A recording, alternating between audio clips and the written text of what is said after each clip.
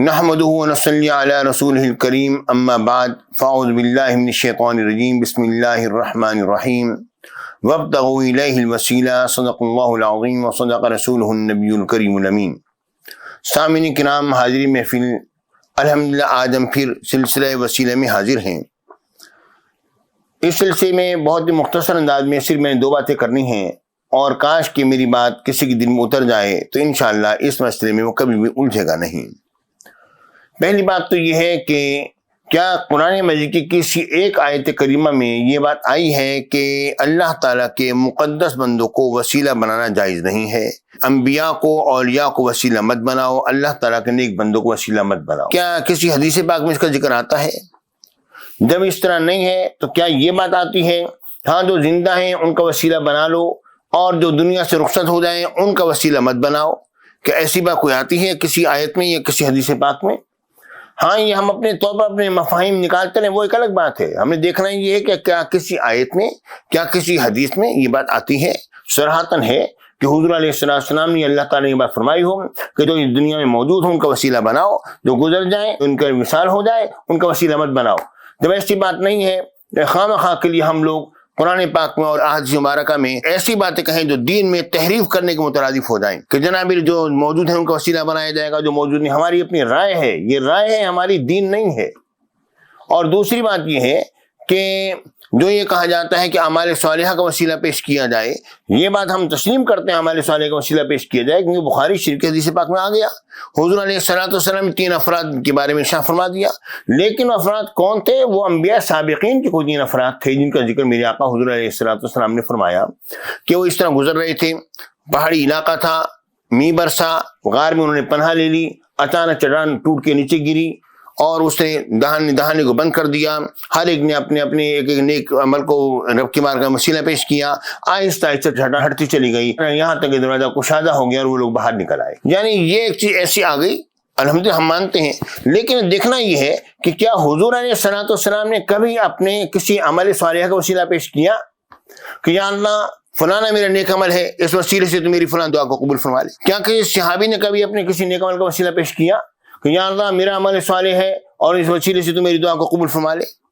جبکہ یہ بات ثابت ہوتی ہے کہ حضرت عمر بن خطاب رضی اللہ تعالیٰ عنہ نے کیا کہا، بخاری شریف حدیث پاک میں آتا ہے، یا اللہ پہلے ہم اپنے نبی مکرم صلی اللہ علیہ وسلم وسیلہ پیش کیا کرتے تھے، اب ہم اپنے نبی کے چچا کا وسیلہ، یہ نہیں کہا یا اللہ اب ہم اپنے فلاں عمل صالح کا وسیلہ پیش کرتے ہیں تو ہم پر می برسا دے، یہ بات نہیں کہی، ہم اپنے نبی کے چچا کا وسیلہ، وہ یعنی یہ حضرات بھی اللہ تعالیٰ کے مقدس بندوں ہی کو وسیلہ بنا رہے ہیں، انہوں نے کبھی اپنے کسی عمل کو وسیلہ بنا کے پیش نہیں کیا۔ حضور علیہ السلام نے جب حضرت فاطمہ بنت اسد کے متعلق رب کی بارگاہ میں دعا کی، یا اللہ تو میری ماں فاطمہ بنت اسد کی قبر کو وسیع کر دے، جوابات میں ان کی آسانی کر دے، کس طرح؟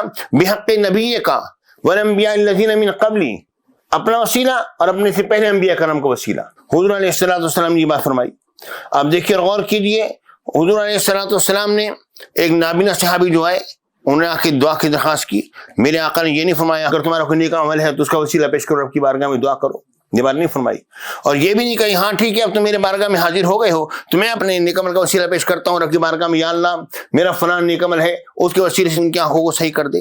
یہ بات بھی حضور علیہ السلام نے نہیں کی، بلکہ حضور علیہ السلام نے کیا کیا؟ حضور نے فرمایا تم اس طرح دعا کرو، تم میرے وسیلے سے دعا کرو، بے محمد نبی الرحمہ، یا اللہ میں تجھ سے سوال کرتا ہوں محمد عربی صناب رحمت صلی اللہ علیہ وسلم کے وسیلے سے، ان کے وسیلے سے دعا کرتا ہوں، بے محمد نبی الرحمہ، محمد عربی نبی الرحمہ کے وسیلے سے سوال کرتا ہوں تو ہماری دعا کو قبول فرما لے۔ یا محمد پھر میری بارگاہ میں متوجہ ہو کے عرض کر دو، جس طرح کہ ہم نے تشریح کی پچھلی کلپ کے اندر۔ اب دیکھیے غور فرمائیے، یعنی اعمال صالحہ کا وسیلہ پیش کرنا یہ حضور علیہ السلام سے ثابت نہیں کہ میرے آقا نے کبھی کسی اپنے نیک عمل کا وسیلہ پیش کیا ہو۔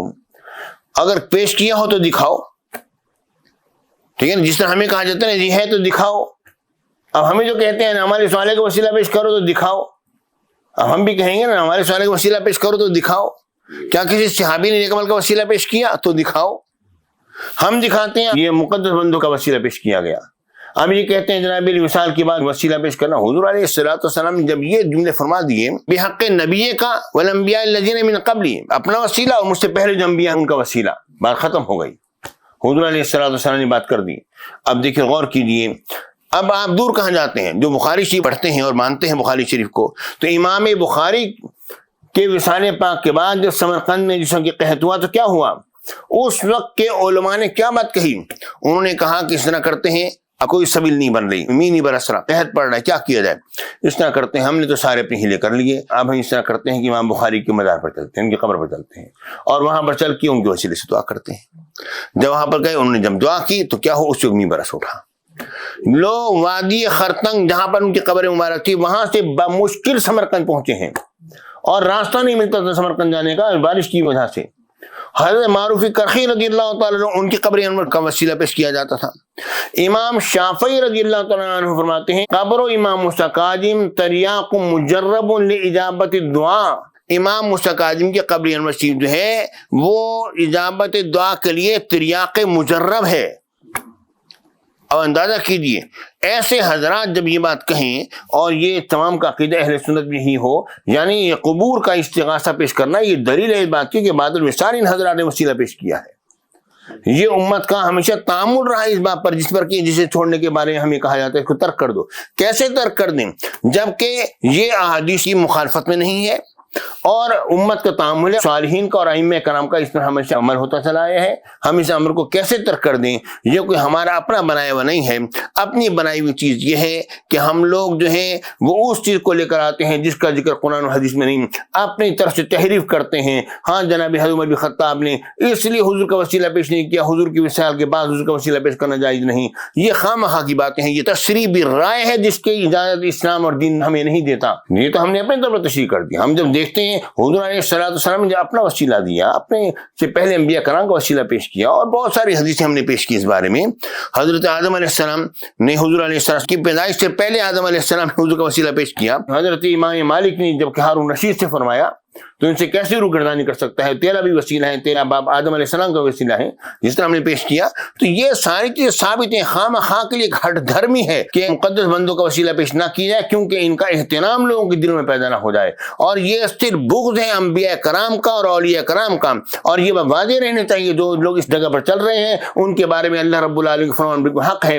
حدیث قدسی میں آتا ہے کہ میرے آقا حضور علیہ السلام نے فرمایا کہ رب العالمین نے فرمایا، من عادى لي وليا فقد آذنته بالحرب، جس نے میرے ولی سے دعوت رکھی مجھے اللہ کا اسے اعلان جنگ ہے۔ وآخر دعوانا ان الحمد للہ رب العالمین۔